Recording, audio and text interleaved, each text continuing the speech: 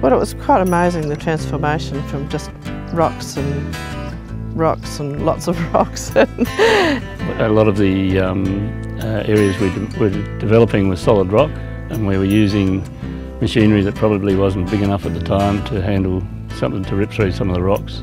To have excavators and trucks and big dozers that you see in mining nowadays, ripping up land, and when you see these big rocks of all different hardness, they come from soft rock to so hard it's unbelievably hard and heavy, you've got to wonder what you do with them.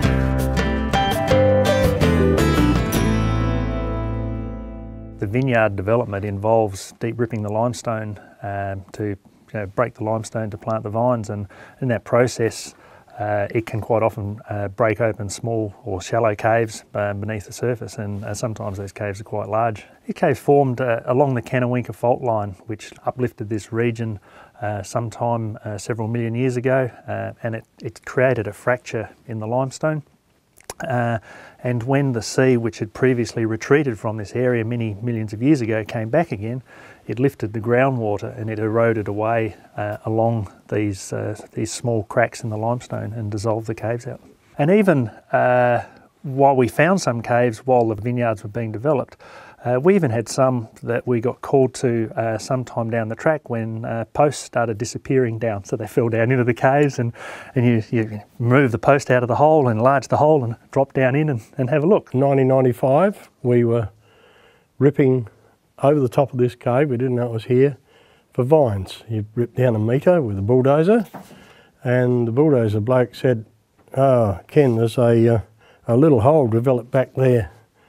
So he showed me where it was, so I went and put my head down and thought, hell, this is a bit bigger than a little foxhole.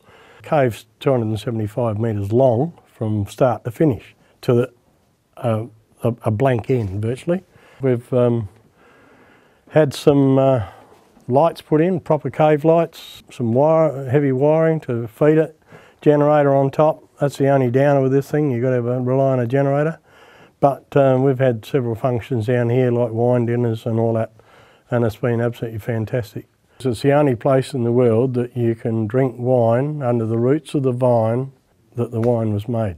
For me, that was the exciting thing of the vineyard development, seeing these new caves open up and the whole new underground world of exploration. We found the first really good example of a Tasmanian devil den. So a Tasmanian devil den more than 100,000 years old, where they brought their animals down, their prey down into the caves, chewed it up, fed it to the young ones, and the collections of bones that were left behind from that.